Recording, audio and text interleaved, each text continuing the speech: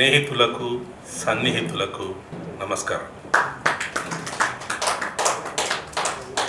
సభకు పెద్దలకు, పెద్దలంటే నాకంటే వయోధికులనే అర్థంలో నేను వాడడం లేదు.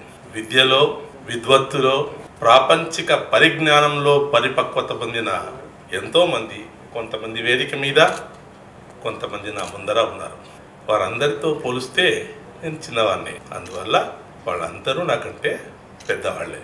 సంపాదన మీద వ్యామోహంతో దాని వెనుక పరిగెడుతూ ఊపిరి సలుపుకోలేనంత దినచర్యలతో మునిగిన నాడు నాలో ఉన్న సృజనశీలత ఎక్కడో అవసాన దశకు చేరుకుందేమో అన్న ఒక భయం, ఒక అప్రమత్తతతో దాన్ని పునరుత్థానం చేసి మళ్ళీ వ్రాయడం మొదలుపెట్టి, దానికి ఒక చిన్న చరిత్ర ఉంది. నువ్వు రాయగలవు గురు, పొద్దునకల్లా ఒక కవిత రాసుకొని రా అని నా భుజం తట్టి నన్ను ప్రోత్సహించిన ఒక సహోద్యోగి. దానివల్ల రేపు అనే కవిత ఉదయించింది. తర్వాత నేను హైదరాబాద్కి వచ్చినప్పుడు నా ఆప్తమిత్రుడు ఒకడు, నీకెందుకురా కవిత్వం, రేట్లకేంది కవిత్వం ఎందుకురా, వదిలే అన్నాడు. ఆ సవాల్ నుండి కైత అనే కవిత జలపాతంలాగా జాలువారింది.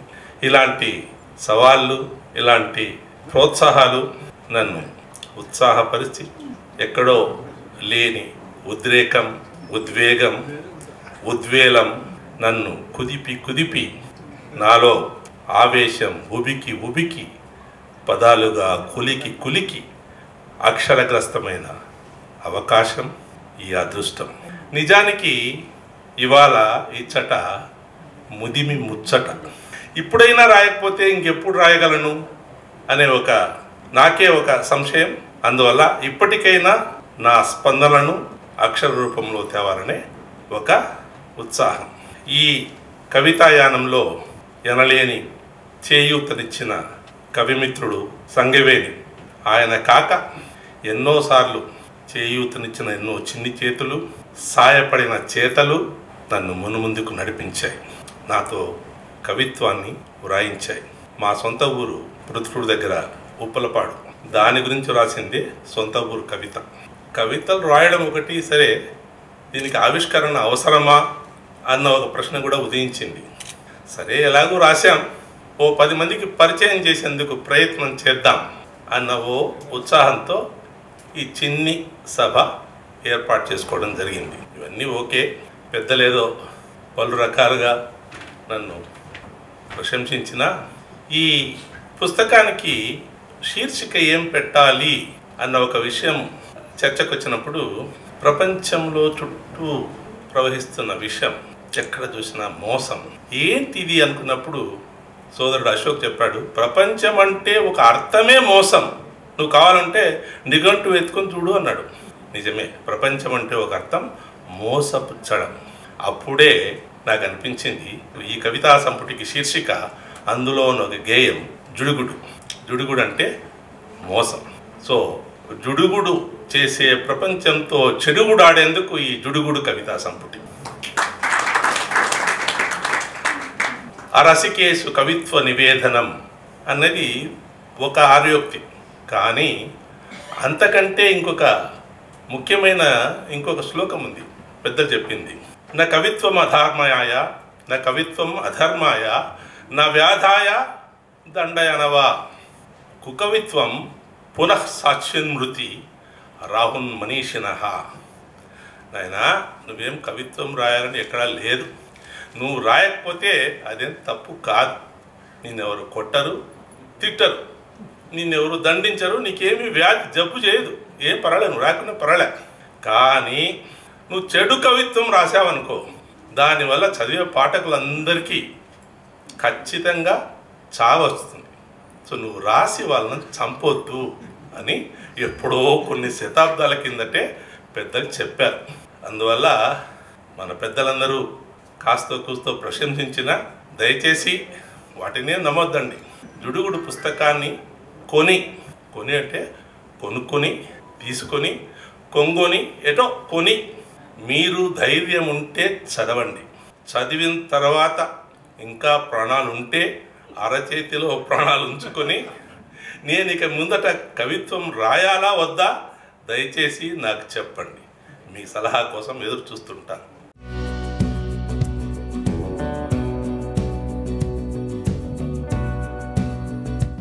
హృదయగతంగా కవి అంటే స్పందించడం అనేటటువంటి లక్షణం మిన్నగా కలిగినటువంటి వ్యక్తి. ఈ స్పందన ఆయన్ని రాయించడం అనేది కొంచెం ఆలస్యం అయి ఉండొచ్చు, కానీ ఆయన చక్కటి భావుకత కలిగినటువంటి వ్యక్తి. కళా సాహిత్య సాంస్కృతిక రంగాలపైన అద్భుతమైనటువంటి లోతైన అవగాహన కలిగిన వ్యక్తి. అదే ఆయనతో అనేక రచనలు గతంలో చేయించింది. అలాగే ఆయన్ని సినిమాల వైపు పయనింపజేసింది. ఆయన పత్రికల్లో కూడా ఎన్నో వ్యాసాలవి రాశారు. ఈ వర్తమాన కాలంలో వచనం గొప్పగా రాస్తాడని మేమంతా గౌరవించుకునే ఈటీవీ నాగరాజు గారు నన్ను కొన్ని సంవత్సరాల క్రితం ప్రతాప్ రెడ్డి గారికి పరిచయం చేశాడు. ఆ తర్వాత మా ఇద్దరి మధ్య ఉన్నటువంటి సాహిత్య స్నేహం కొనసాగుతూ వస్తుంది. వారు ఈ మధ్య రాసినటువంటి కొన్ని కవితల్ని పుస్తకంగా వేద్దామన్నప్పుడు నేను కొంచెం గట్టిగానే ప్రోత్సహించానని చెప్పుకోవచ్చు. బహుశా ఆ కారణంగానే నన్ను వారి కవితలు నేను ఎప్పటికప్పుడు వింటూ ఉన్నాను కనుక వారి ద్వారా నన్ను ఈ పుస్తకాన్ని పరిచయం చేయమని వారు అడగడం జరిగింది. అయితే అశోక్ గారు చెప్పినట్టు ప్రతి కవిత కూడా బాగా చదివించే గుణంతో ఉంది. అలాగే కిషన్ రావు గారు చెప్పినట్టుగా పాడుకునే లక్షణం కూడా దానికి ఉంది. అందుకు కారణం ఏంటంటే ఆయన చాలా వరకు మాత్రా ఛందస్సు ప్రయోగించే ప్రయత్నం చాలా చోట్ల చేశారు. ఈ లయాత్మకత ఈ మాత్రా ఛందస్సు ద్వారా సహజంగానే కవిత్వానికి అబ్బుతుంది. తద్వారా చాలా కవితలు పాడుకునే గుణం కలిగినటువంటివిగా ఉన్నాయి. రెండోది, ఆయన పాటలు రాయడానికి కూడా కొంత ప్రయత్నం చేసినట్టుగా మనం భావించవచ్చు. మొదట్లో ఇంకా వారి దగ్గర ఈ పుస్తకంలో రాని కవితలు అనేకం ఉన్నాయి. వాటికి నేనేం చెప్పానంటే, ఈ పర్సనల్ పోయమ్స్, వ్యక్తిగతమైనటువంటి పద్యాలు, లేదా దాన్ని ఏమంటారు, స్నేహానికి, మిత్రత్వానికి, ప్రేమకు, సౌందర్య ఆరాధనకు, వాటికి అంకితమైనటువంటి అనేక పద్యాలు వారు రాశారు, అనేక కవితలు వారు రాశారు. ఈ పుస్తకంలో ముఖ్యంగా ఈ వర్తమాన సామాజిక రాజకీయ అంశాలను స్పృశించే వాటిని అధికంగా తీసుకొచ్చేటట్టుగా కొంత సూచన చేయడం జరిగింది. దాన్ని చాలా వరకు ఆయన పాటించారు. అయితే కిషన్ రావు గారు గుర్తు చేసినట్టుగా ఇప్పుడు ఈ సొంత ఊరు పట్ల ప్రేమ కానీ ఇవన్నీ కూడా సార్వత్రికమైన అంశాలు, యూనివర్సల్. అందుకని వాటికి వర్తమానం, గతం, భవిష్యత్తు అనేది ఉండదు. అవి ఎప్పటికీ ఉండేటటువంటి ఆనందదాయకమైన అంశాలు. అలాగే ఆయన రాయలసీమ మీద రాశారు, అమరావతి మీద రాశారు, ఆయన తెలుగు భాష గొప్పతనం మీద, వాటన్నిటి మీద కూడా ఈ సార్వత్రికమైన సార్వకాలికమైన అంశాలు అనేకం ఆయన కవితలుగా మలిచారు. ఆయన ఒక నిబద్ధతతో ఒక మంచి అంశాన్ని తన కవిత్వం ద్వారా సమాజానికి ఒక మంచి సందేశాన్ని ఇవ్వాలన్న నిబద్ధతతో రాసినట్టుగా మనం తప్పకుండా అర్థం చేసుకోవచ్చు. అయితే ఆయన కవులు సహజంగా ఈ కవిత్వం రాయాలి, కవిత్వం ద్వారా ఏదైనా సమాజానికి చెప్పాలి అనేటటువంటి సంకల్పం చేసుకోవడం అన్ని కూడా కవిత్వంగా రాస్తారు. అది అందరూ చేసినట్టుగానే వీరు కూడా కవిత అనేటటువంటి ఇది చాలా సంవత్సరాల క్రితం రాసినటువంటి కవిత. కైతలెల్లి తీరుతా కథలు కూర్చి తేరుతా, తెలుగు తల్లి పాలవెల్లి పదసేవలో ఓలలాడి తేలుతా, అడ్డంకులు ఎదురైనా ఒడిదుడుకులు బెదురైనా, నుడికారపు ఆ ఒడిలో సడిలేని ఆ సవడిలో, కవితలెల్లి తీరుతా కథలు కూర్చి తేరుతా అనేటటువంటి అనేక స్టాంజాస్తో కంటిన్యూ అవుతున్న కవిత వారు రాశారు. అలాగే ఇవాళ కవిత్వానికి అశోక్ గారు చెప్పినట్టే నాకు కూడా జుడుగుడు అంటే వెంటనే తట్టలేదు. బాగానే తెలుసు, చాలా పద సంపద కొన్ని దశాబ్దాలుగా పత్రికల్లో లేదా మేము మా వార్తల్లో రాయడం వల్ల. కానీ ప్రాంతాలను బట్టి ప్రత్యేకమైనటువంటి పదాలు ఉంటాయి, అలాగే వాళ్ళ ప్రయోగాన్ని బట్టి ఉంటాయి. వారినే అడగాల్సి వచ్చింది మామూలుగా. అయితే ఇది వండర్ఫుల్ ఈజ్ బ్యూటిఫుల్ అన్నట్టుగా ఒక ఆశ్చర్యపరిచే అంశంతో ఆకర్షించడం అనేది కూడా ఒక టెక్నిక్ ఉంటుంది సాహిత్యంలో. బహుశా ఆయన ఆ టెక్నిక్ ఇక్కడ జుడుగుడు అని శీర్షిక పెట్టి ఉపయోగించుకున్నారని నేను భావిస్తాను. మనసులోన దేవుడుంటే మహికెల్లా చాటాల, మైకు పెట్టి ఊరు చుట్టి రచ్చజేసి రెచ్చగొట్టి, మతం పేర భయం చూపి భిన్న మతాల అణచాల, జగతి దేవుడు నిండి ఉంటే ఎందుకింత జాతర, నిర్గతి జీవుల పట్ల ఎందుకు లేదు ఖాతర, కూలినాలి బతుకు తెరువు ఆలుచూలుల ఆదరవు, కూడు లేదు నీడ లేదు గోడు వినే తోడు లేదు, మాకు లేని ఇల్లు గుళ్ళు నీకెందుకు పెరుమాళ్ళు, మాకు లేని తిండి తిప్పలు మీ కాడకెట్ల నాయకులు అని సాగుతుంది ఈ జుడుగుడు కవిత. ఇందులో ఈ సమాజ సంపదనంతా కూడా పొరుది చేసుకుని సకల సుఖాలు అనుభవిస్తున్నటువంటి వర్గాన్ని ఈ సమాజంలో అవకాశాలకు దూరంగా ఉన్న వర్గం తరఫున కవి ప్రశ్నించడం అనేది మనం చూస్తాం. కవి అంటేనే ఒక ధిక్కార స్వరంగా కవి పీడిత తాడిత ప్రజానీకం పట్ల నిలబడి మాట్లాడే వ్యక్తిగా అందరం ఆశించే సమయంలో ప్రతాప్ గారు సరైనటువంటి పంథాలోనే తన కవిత్వం రాస్తున్నారని చెప్పడానికి ఈ జుడుగుడు ఒక తార్కాణం. ఇంకా అనేకమైనటువంటి కవితలు ఉన్నాయి. అసంభవామి యుగే యుగే అనేటటువంటిది. ఈ కవితలన్నీ కూడా వర్తమాన సామాజిక స్థితిగతులపైన వ్యాఖ్యలుగాను వాటిని విశ్లేషించేవిగాను ఉన్నాయి. అందుకని నరసింహారెడ్డి గారు చెప్పినట్టు కవిత్వం చరిత్రను నీవు రికార్డు చేస్తుంది అనడం అంటే అది ఈ పుస్తకం గొప్ప ఉదాహరణగా చెప్పుకోవచ్చు. ఇందులో హాత్రస్ సంఘటన మీద మంచి కవిత రాశారు. అలాగే మణిపూర్ మంటలు అని మణిపూర్ సంఘటనల మీద కూడా కవిత రాశారు. అంటే చాలామంది వాటి మీద ఒక ఘాటైన పదునైన వ్యాఖ్య చేయడానికి భయపడుతూ ఉన్న వెరస్తున్న సమయంలో కూడా ప్రతాప్ రెడ్డి గారు కవిగా తన బాధ్యత చక్కగా నిర్వర్తించారని రెండు కవితలను బట్టి చెప్పవచ్చు. హాత్రస్ అనేటటువంటిది ఎంత దారుణమైన సంఘటన, తర్వాత మణిపూర్ అనేటటువంటిది ఎంత దారుణమైన సంఘటన. అలాగే బాపు గాంధీజీ గారి మీద కూడా ఆయన రాసిన కవిత కూడా ఒక రాజకీయ వ్యాఖ్యగా భావించవచ్చు. అసంభవామి యుగే అనే కవితను ఒకసారి చూస్తే, చెండ్రగాడుపులు వీడ్చినప్పుడు, మండు శతగ్ని ప్రేలినప్పుడు, తండ శిశువులు ఒరిగినప్పుడు, త్రొక్కులాడే తల్లులంతా దిక్కులేక నిండు వసువు నీగినప్పుడు, అవతరించే అమ్మలెక్కడా, అవతరించే దేవుడెక్కడా, రాజకీయపు అరాజకాలన్నీ అగుపించని వారి పేరునే, మాటు వేసి వేటు వేసే వేరు పురుగు తీరునే అంటూ సాగుతుంది ఈ కవిత. జగతంతా రగతమైతే, జనులంతా విగతులైతే, పొలి కోసం బలి కోసం దేవుళ్ళాడే, ఇక్కట్టున దిక్కవ్వని ఆ దేవుడు మాకెందుకు, ఎండిన ధర్మానికి దండగెందుకు, పండిన పాపానికి ఈ పండగెందుకు అని ప్రశ్నించడం అనేది ఒక కవి చాలా సాహసంతో చేసినటువంటి వ్యాఖ్య. ఇందులో నాకు నచ్చినటువంటి కవితల్లో బాపు ఇటు రాకు, స్వచ్ఛత పేరుతో నీ అద్దాలెందుకు దొంగిలించారో తెలుసా బాపు, అబద్ధాలతో వాళ్ళు చల్లుతున్న కుళ్ళు నీకు అగుపడరాదని, వారంగిలి అంగద నిండిన గరళం నీకు కనపడకూడదని, పబ్లిక్గా ఫోటోకై నీకు వంగి వంగి సలాము చేసే సలాములన్నీ ఆబ్లిక్గా ఓట్లకై దేశ జనాన్ని ఇంగిత మెరుగని గులాములను చేయాలని, మతాంధత మరుగున హంతకులను అందలమెక్కించి గాంధీవాదాన్ని ఈ దేశాన్ని ఉండే సమూలంగా తెరిమెయ్యాలని, జనానికి నీ బొమ్మ చూపి సద్దుచేయక గద్దె దోపి, అమ్మమ్మ ఏరుదాటి తెప్పదాటేసే రకం, ఏళ్ళు దాటినా మారని ఆ వాలకం, భద్రం బాపు ఆ మురికి సులోచనాలు, నీ ఆలోచనలను కప్పనీయకు, పొరపాటును కూడా ఇటు వచ్చి నిన్ను మళ్ళీ చంపే అవకాశం ఇవ్వకు. అంటే దేశంలో ఉన్నటువంటి రాజకీయ వాతావరణంలో ఇవాళ ఒక దేశ భవిష్యత్తును, దేశ భద్రతను కోరుకుంటున్నటువంటి ఎంతోమంది చైతన్యవంతులైన ప్రజలు మళ్ళీ ఒకసారి గాంధీని ఆశ్రయిస్తున్నటువంటి పరిస్థితిని ఈ కవిత తేటతెల్లం చేస్తుంది.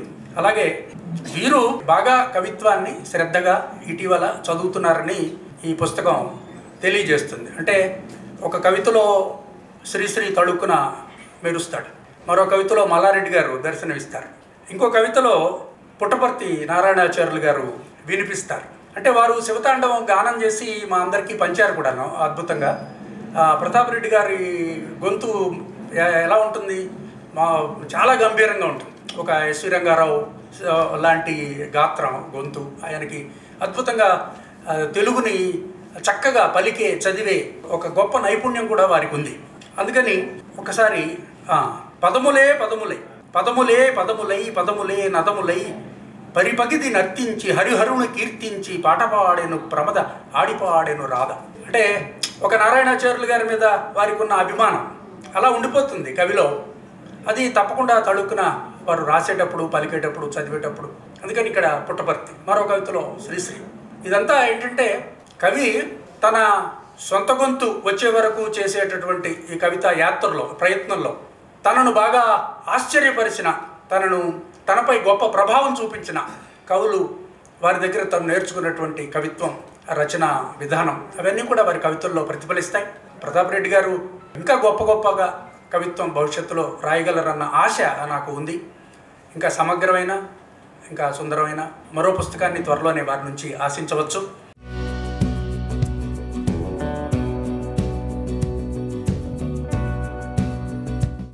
సార్ని నాకు పరిచయం చేసింది 3TV. ఇప్పుడు నాగరాజ్ గారు. మనుషులు చదువుతాము, రాస్తాము, ప్రపంచాన్ని చూస్తాము, మనకెంతో మంది ఇష్టమైన కవులు ఉంటారు, అన్నీ ఉంటాయి. కానీ మనం చదివింది, విన్నది, మనం నమ్మింది జీవితంలోకి అనువదించుకోవటం అనేది చాలా కొద్ది మందే చేస్తారు. అట్లా చెయ్యగలిగే ఒక గొప్ప మనస్సు మేడం గారిలో, సార్లో ఉందని నాకు అనిపించింది. అది చాలా వాళ్ళతో పరిచయం ఉన్న వాళ్ళందరికీ కూడా ఆ విషయము అర్థమై ఉండొచ్చు. ఇంకా ఈ కవితా సంపుటి నాకు PDF పంపించారు. నేను కవిత్వం మొత్తం చదివాను. 77 కవితలు ఉన్నాయి ఇందులో. ఈ కవితలు చదువుతున్నప్పుడు నాకు కొన్ని విషయాలు భలే ఆశ్చర్యంగా అనిపించినవి ఉన్నాయి. అవి ఏంటంటే, ఆయన పండుగల గురించి రాస్తారు. సంక్రాంతి, దీపావళి, ఇలా వచ్చిన పండుగల గురించి రాస్తారు. అలానే మన స్వాతంత్ర దినోత్సవం గురించి రాస్తారు. అయితే పండుగని ఆయన చూసే చూపు చాలా విభిన్నంగా ఉంది. ఒకటే సంక్రాంతి, అదే దీపావళి, కానీ కవులకి, రచయితలకి డిఫరెంట్ కోణాలు కనబడతాయి కదా అందులో. సార్కి తనదైన ఒక చూపు ఉంది ఈ కవి గారికి. అది ఒక గొప్ప ఆసక్తిగా అనిపించింది నాకు. అట్లనే ఆయన అమరావతి మీద రాసిన కవిత ప్రణతి ప్రణతి ప్రణతి అని మొదలుపెట్టిన కవిత 2014లో రాశారు. నాకు గుర్తున్నంత వరకు డేట్ అదే. ఆ తర్వాత మొన్న వచ్చిన మణిపూర్ మీద ఆయన రాసిన కవిత, అంటే ఆ కవితకి ఆయన ఎంచుకున్న పదాలు, రాస్తున్న వాక్య నిర్మాణము లేకపోతే కవితా నిర్మాణము వేరు, ఆ భావం వేరు. అలానే మణిపూర్ దగ్గరికి వచ్చేటప్పటికి ఆయన రాస్తున్నప్పుడు అందులో ఒక వేదన ఉంది. ఒక పవర్ఫుల్గా ఎట్లాగా ప్రశ్నించాలి ఈ హోల్ ఇష్యూని అనే ఒక చాలా పదునైన చూపు ఉంది అందులో. అంటే ఆ సందర్భానికి, ఆ రోజుకి, ఆ ఇన్సిడెంట్కి ఎట్లాగా ఆయన మనసు భావోద్వేగాలు ఉంటాయో దాన్ని ఆయన ఏమీ ఎడిట్ చేసుకోకుండా, సెన్సార్ చేసుకోకుండా చాలా పారదర్శకంగా తన్ని తాను అద్దంలో చూసుకుంటున్నట్టుగా ఈ కవిత్వం, ప్రతి కవిత మనకు అట్లానే కనిపిస్తుంది. ఈ పుస్తకంలో ఉన్న గొప్ప విషయం, మనల్ని ఆకర్షించేది కూడా ఆనెస్ట్గా రాయటం. ఆ నిజాయితీ అనేది పాఠకులకి అందుతుంది. మనకి చదువుతున్నప్పుడు ఈ రచనలో ఎంత నిజాయితీ ఉంది, ఎంత తెచ్చిపెట్టుకున్నది ఉంది అన్నది డెఫినెట్గా రీడర్కి అర్థమవుతుంది. ఆ రకంగా ఈ కవి చాలా చాలా ఆనెస్ట్ ఉన్న కవి. తర్వాత ఈయన రాస్తున్నప్పుడు పర్సనల్గా మనం కూర్చొని పోయిట్రీ చదువుకుంటాం కదా, చదువుకున్నప్పుడు అట్లానే చదువుతుంటే మనం ఎంజాయ్ చేస్తాము. మన మనసు లోపలికి తీసుకొని దాన్ని చాలా ఆస్వాదిస్తుంది. అట్లానే ఒక గెట్ టుగెదర్లో, ఒక సమూహంలో కూర్చున్నప్పుడు కూడా మనం ఆ కవితని, ఇందాక నాగమల్లేశ్వరరావు గారు చదివినప్పుడు అసలు నేను చెవులన్నీ ఇలా అప్పచెప్పి విన్నాను. అంత బలంగా వినిపిస్తుంది. ఆ లక్షణం దీనికి ఉంది. ఎందుకంటే వారు దీన్ని రాసినప్పుడు బేసిక్గా ఆయనకు సినిమాలు అంటే చాలా ఇష్టం. అలానే ఆయన యూట్యూబ్లో ఆయన చదివిన విషయాలను కూడా మనం విన్నప్పుడు ఆయన గాత్రం అనేది ఆయనకి చాలా, ఆయన బ్లడ్లోనే ఉండటం వల్ల ఈ రాస్తున్నప్పుడు మీటర్ పోలేదు. ఆ భాషలోని వచ్చే మీటర్ ఉంటుంది కదా, పదాలు రాసినప్పుడు వాక్యాలు, దానికి అనుగుణంగా ఉందన్నమాట. అయితే అది ఎఫర్ట్లెస్గానే వచ్చింది. తెచ్చిపెట్టుకొని ఇక్కడ ఈ పదం వేస్తామా అది వద్దా అన్నది చదువుతున్న మనకి అది ఒక నదిలాగా ప్రవహిస్తూ ఉంటుంది. అక్కడక్కడ మనకేమనిపిస్తుంది అంటే, మనం చాలా మోడ్రన్ పోయిట్రీకి ట్యూన్ అయిపోయి ఉన్న మనకి కొన్ని పోయమ్స్ చదువుతూ ఉన్నప్పుడు మళ్ళీ మనం చిన్నప్పుడు చదువుకున్న కవులు, ఆ పద్యాలు అవన్నీ గుర్తొచ్చి ఒక నోస్టాలజిక్గా కూడా అనిపిస్తుంది అన్నమాట. ఆ రకంగా ఇది కొత్త, అంటే ఈరోజు మొన్నటిది వాటి మేలు కలిగా ఒక కలనేతగా ఈ పుస్తకం ఉంది. ఆ రకంగా ఈ పుస్తకానికి కవిత్వంలో ఒక ప్రత్యేకమైన స్థానం డెఫినెట్గా ఉంటుంది. వీరు చాలా చాలా పనులు చేశారు, అంటే విభిన్న రంగాల్లో ఉన్నారు. ఈ పుస్తకాన్ని వాళ్ళ ఫాదర్కి అంకితం ఇచ్చారు. రాజకీయాలు తెలుసు, ప్రజెంట్ రాజకీయాలు తెలుసు. ఎన్ని పనుల్లో ఉన్నా కవి అనే హృదయం మనిషికి ఉంటే, రాసేది ఉంటే ఏమీ ఇవ్వని సంతృప్తి ఒక పుస్తకం ఇస్తుంది. అదే ఈరోజు మన మధ్యకి వచ్చింది. డెఫినెట్గా ఈరోజు ఈ కవి గారికి జీవితంలో తను అనుకున్న ప్రయాణంలో అందుకోవాలనుకున్న ఒక గొప్ప కానుకని ఆయన ఈ పుస్తక రూపంలో ఆయనే అందుకొని పాఠకులకు కూడా ఇచ్చారు. నాకు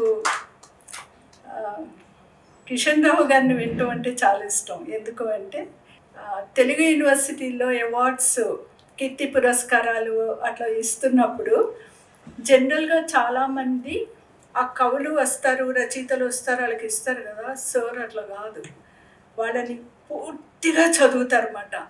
ఆ అవార్డు అందుకుంటున్న వాళ్ళు ఏమి రాశారు, ఎట్లా రాశారు, ఏ విషయాలు రాశారు అన్నది ఆయన చెప్తుంటే రచయితలకు చాలా ఆశ్చర్యంగా ఉంటుంది. ఎందుకు ఉంటుందంటే ఎప్పుడు చదువుతారు ఈయన, ఇంత క్షుణ్ణంగా ఎలా చదువుతారు అని. ఈ మధ్య మళ్ళీ నేను అది ఒక్కసారి విన్నాను. ఈ మధ్య వారు అవార్డ్స్ ఇచ్చిన రైటర్స్లో ఒక రైటర్ గారు యానంలో ఉంటారు. వారు ఫోన్లో మాట్లాడుతూ, అదేంటమ్మా ఆయనకు మొత్తం తెలుసమ్మా, నేనేం రాసానమ్మా తెలుసమ్మా, అందరివి చెప్పారు అంటే, సార్ అంతేనండి, ఏదైనా అయితే మొత్తం 360 degrees ఆయనకు అర్థమైతే తప్ప ఆయన ఒక్క వాక్యం కూడా మాట్లాడరు. ఈరోజు చారా మాస్టర్ చెప్పింది ఈ వేదిక మీద ఆయన పంచుకున్నందుకు వారికి నా కృతజ్ఞతలు, నమస్సులు సార్. చారా మాస్టరు నా సాహిత్య జీవితంలో నేను మొట్టమొదట మసిగుడ్డ అని కథ రాసినప్పుడు ఆయన ఒక లెటర్ రాశారు జ్యోతికి. ఆ తర్వాత ఇన్స్టెంట్ లైఫ్ రాసినప్పుడు, ఫ్లైఓవర్స్ మీద ఒక కాలం రాసినప్పుడు మైదానంలో ఆయన ఒక పెద్ద వ్యాసం రాశారు. సో మేము అప్పుడప్పుడే రాస్తూ ఉన్నప్పుడు మమ్మల్ని ఏది మాలో పాయింట్ అన్నది గుర్తించి రాసేంత సహృదయులు వాళ్ళందరూ. వారు చెప్పిన విషయాన్ని, ఒక అపురూపమైన విషయాన్ని గుర్తుపెట్టుకొని ఇంత మంచి సహృదయ కవి సమావేశంలో వారు పంచుకున్నందుకు నాకు నిజంగానే ఈ కవి గారు ఇచ్చిన కానుక అని అనుకుంటున్నాను. సో కవి గారికి, మాస్టర్ గారికి, చారా మాస్టర్ గారికి నా కృతజ్ఞతలు. తర్వాత ఈ సభలో ఈరోజు నేను చూస్తున్న మీ అందరినీ చూస్తుంటే నాకు చాలా సంతోషంగా అనిపించింది. ఎందుకు అంటే సాహిత్యం మనల్ని ఎక్కడెక్కడో ఈ హైదరాబాద్లో ఇక్కడికి రావాలి అంటే, నలుమూలల నుంచి రావాలంటే కొంత టైంని మనం కూడగట్టుకోవాలి, దొంగిలించాలి. కానీ వచ్చారు అందరూ గొప్ప గొప్పగా సాహిత్యాన్ని ముందుకు తీసుకెళ్లే పాఠకులు, రైటర్స్ మీరందరూ. సో మీ అందరికీ నా కృతజ్ఞతలు.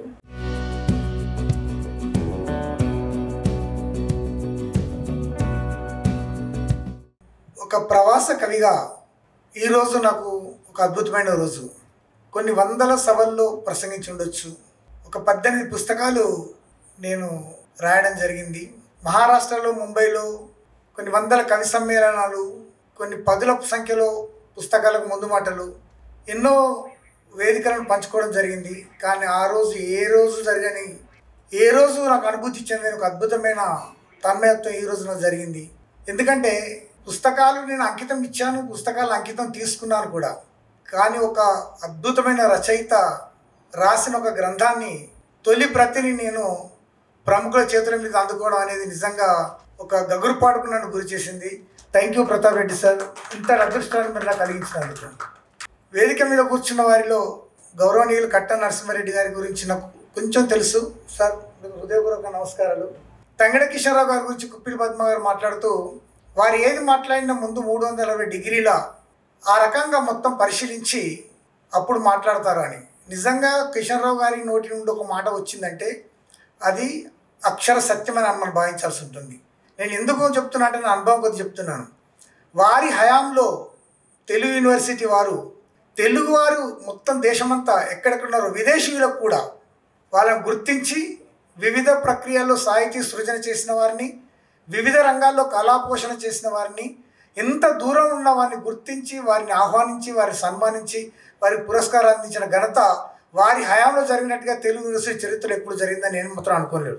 ఎందుకంటే నేను ఒక బాల కార్మికుడిగా ముంబై వెళ్ళి 50 సంవత్సరాల క్రితం నేను నా మట్టుకు పరాయి రాష్ట్రంలో ఉంటూ తెలుగు భాష మీద అభిమానంతో, తెలుగు సాహిత్యం మీద అభిమానంతో అంతటితో కృషి చేస్తున్న నాలాంటి వారిని కూడా గుర్తించి ఆహ్వానించి సన్మానించిన తంగెడ కిషన్రావు గారికి, తెలుగు యూనివర్సిటీ వారికి కూడా హృదయపూర్వకంగా నేను ఈ సందర్భంగా నమస్కారం తెలుపుకుంటున్నాను. తర్వాత నాగమల్లేశ్వరరావు గారి గురించి కూడా మీకు చెప్పాలి. కేంద్ర సాహిత్య అకాడమీ తరఫున మేము కేరళ వెళ్ళాం, 2 రోజులు ఉన్నాం. సార్ నా రూమ్మేటు. ఎన్ని అద్భుతమైన విషయాలు మాట్లాడుకున్నాం అంటే నిజంగా సార్ ఇప్పుడు ఈరోజు ఇంకా మీరు మాట్లాడింది ధారాప్రవాహంగా మాట్లాడినప్పటికీ కూడా వారి కవిత్వం విన్నాను, వారి ప్రసంగాలు కూడా విన్నాను. ఇంకా ఈరోజు గొంతులో ఆ ఉత్తేజం కనిపించలేదు. బాగా మాట్లాడారు కానీ అద్భుతమైన వక్త. అది ఆల్ ఇండియా రేడియోలో పనిచేసినందుకు ఏమో తెలియదు కానీ మొత్తానికైతే చాలా సహృదయమైన మిత్రులు. ఒక వ్యక్తిని గ్రహించేందుకు 2 రోజులు చాలు వారి వ్యక్తిత్వాన్ని మనం పరిశీలించేందుకోసం. సో ఈరోజు ఈ సందర్భంగా వారిని కలుసుకోవడం చాలా ఏళ్ళ తర్వాత కలుసుకున్నాను. చాలా సంతోషంగా ఉంది నాకు. పోతే ప్రతాప్ రెడ్డి గారి గురించి మీకు ఒక మాట చెప్పాలి. ముంబైలో కొన్ని ఏళ్ళ క్రితం ఒక ఫోన్ వచ్చింది నాకు. సంగవేర్ రవి గారు అని అంటే అవునన్నాను. సార్ నేను రాజులపల్లి ప్రతాప్ రెడ్డి నా పేరు, మిమ్మల్ని ఒకసారి కలవాలనుకుంటున్నాను. సాధారణంగా అట్లా జరుగుతుంటాయి. వారు ఎవరో మాకు తెలియదు, నేనెవరో ఆయనకు తెలీదు. ఆంధ్ర మహాసభ అనే ఒక పెద్ద సంస్థ ఉంది, 200 సంవత్సరాల చరిత్ర ఉన్న సంస్థ ఉంది ముంబైలో. మహారాష్ట్రలో కాదు భారతదేశం అంతా కూడా ప్రసిద్ధి చెందిన సంస్థ. అక్కడ కలుసుకుందాం సార్, ఎందుకంటే అక్కడ నేను ఉపాధ్యక్షుని ఉన్నాను. సరే కంపౌండ్ నిలబడి చూస్తున్నాను, వస్తారు సార్ అని. పెద్ద పడవలాంటి కారు వచ్చింది. కారు ఆగింది, ప్రతాప్ రెడ్డి గారు దిగారు. నాకు అనిపించింది ఎస్వి రంగారావు రూపం మార్చుకొని వస్తున్నారు ఏంటబ్బా అనిపించింది. ఆజాన్ బాహు ఆ నడక చూసేసరికి ఎవరో అనుకున్నాను. చాలామంది వస్తుంటారు. వాళ్ళు వచ్చి పరిచయం చేసుకున్న తర్వాత నేనే ప్రతాప్ రెడ్డి అంటే నాకు అనిపించింది మనిషి ఇంత గంభీరంగా ఉన్నా కానీ ఆ మనసులో ఎంత పసితనం ఉందో అని. ఆ గంట సేపు మాట్లాడుకున్న సమయంలో వారి బహుముఖ ప్రజ్ఞశాలి తత్వాన్ని నేను గ్రహించాను. వారికి కవిత్వము ఇవే కాకుండా చరిత్ర మీద కూడా మంచి పట్టుంది. మహారాష్ట్రలోని కొన్ని తెలుగు ప్రాంతాల గురించి ఇంగ్లీష్లో వారు రాశారు ఆర్టికల్స్, అవి నాకు ఇచ్చారు. సార్ మీరు అప్పుడప్పుడు రాస్తుంటారు కదా, మీరు పనికి వస్తాయని అంటే ఒక అబ్జర్వేషన్. ఆ తర్వాత జరిగిన కవి సమ్మేళనంలో, ఆంధ్రమాసంలో జరిగిన కవి సమ్మేళనంలో వారిని కూడా ఆహ్వానించడం జరిగింది. ఒక 10 మంది కవులు ముందు కవిత వినిపించారు. ఇంకో 10 మంది ఉన్నారు. మధ్యలో రెడ్డి గారు వచ్చేసారు. సరే ఏదో కవిత చదివి వెళ్ళిపోతాను అనుకున్నాను. ఆయన కవిత చదివి వెళ్ళిపోలేదు, మొత్తం సభను తానంటే తీసుకెళ్ళాడు. ఆ గొంతు, ఆ ప్రెజెంటేషన్ చూస్తుంటే ఇక తర్వాత మీరు నమ్మండి 10 మంది కవులు ఎవరైతే ఉన్నారో వాళ్ళు ఇన్ఫీరియారిటీ ఫీల్ అయిపోయారు. వాళ్ళకి ఆ గొంతుతోటి ప్రజెంట్ చేయలేకపోయారు. నేను అనుకున్న 10 మంది కవులను కూడా తీసుకెళ్ళారు సార్ మీరు అనుకున్నాను నేను. అదొక స్పెషాలిటీ. సరే పోనీ అట్లా ఉంటాయి కొన్ని కోణాలు అని. మళ్ళీ ఒకసారి అనుకోకుండా కన్నడంలో వారు రాసిన ఆర్టికల్స్ గ్రూప్లో పెట్టారు ఆయన. నేను అనుకున్నాను తెలుగులో మంచి కవిత్వం రాయడమే కాదు, మంచి వ్యక్తిత్వమే కాకుండా మంచి ప్రెజెంటేజ్ చేయడం కూడా బ్రహ్మాండంగా చేస్తారు, మళ్ళీ కన్నడంలో కూడా అని అనుకున్నాను. అప్పుడు తెలిసింది కన్నడ నేపథ్యం కూడా సార్కు ఉంది అని.